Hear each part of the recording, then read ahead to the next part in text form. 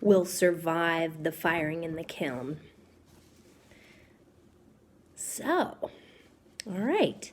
The last few little tips I'd love to give you that are kind of universal when working with clay are that it's best if your clay piece, whether it's a sculpture or a bowl or a pot or a mug, is the same thickness all around, all throughout.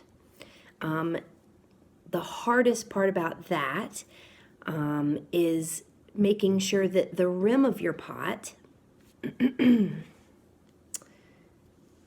is the same thickness all around, because that kind of shows the thickness of the wall, okay? And also that the bottom of your pot isn't thicker than the walls or the rim. And that's the trick. I often find that new people who are new to clay, and myself included, leave a lot of clay in the bottom because you don't want to bust through the bottom with your pressing fingers. And also because it's just kind of hard to realize that there is a lot of clay down there at first.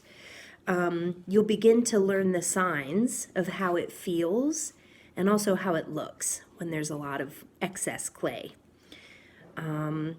Another reason why folks leave a lot of clay in the bottom is because it can be quite hard and awkward to get your thumb deeply down in the bowl to press it out. But there's all kinds of ways, and you just learn how to manipulate your hand and your fingers to be able to get deep down in there to pinch that excess clay and make your pot or your bowl a little bigger.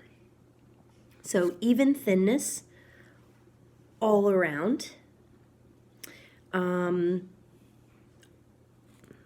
What that's going to do for your pot, in addition to helping it look really beautiful and sophisticated and be light to pick up and hold, is that it means it will all dry at the same time and to the same level, which means that it's more likely to survive the high heat of the kiln. So for example, if this little pot here had quite a thick bottom, it might sit on a shelf for 2 weeks and dry, and we might feel the walls and say, oh yeah, that's dry, that's ready for the kiln. But in fact, because the bottom is so thick, there might still be some moisture trapped in the center of that thick clay that could turn to steam and explode the pot. So that's kind of why. Those are the two reasons why we want to make sure it's even thinness all around.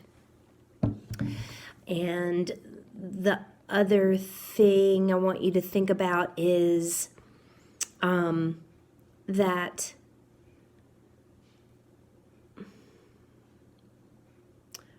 working with clay is much like drawing in the fact that it takes time.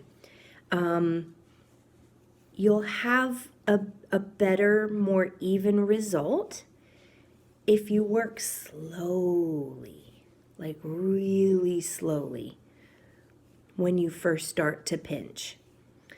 It's gonna almost feel like you've been slowed down, which might feel awkward at first for some of you, but try it.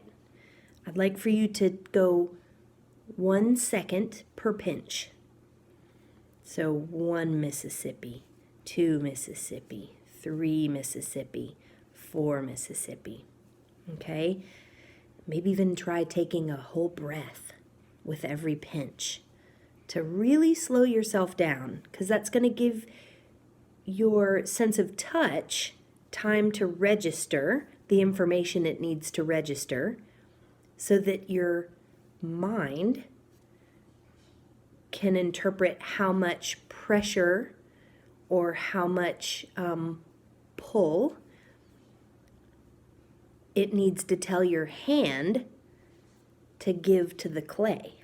Okay, so that's quite a lot of processing that's happening. And if you're moving really quickly, like so, like it can be tempting to do, there's just not enough time for your hand to send the signals to your brain and for your brain to send the decisions and the signals back down to your hands. Okay, so slow down. Okay, that's enough for today. You're going to make a pot, which is very exciting. And the next video will lead you through that. Have fun, friends. And I can't wait to come back to school and see what all amazing things you've made. So, more later. Goodbye.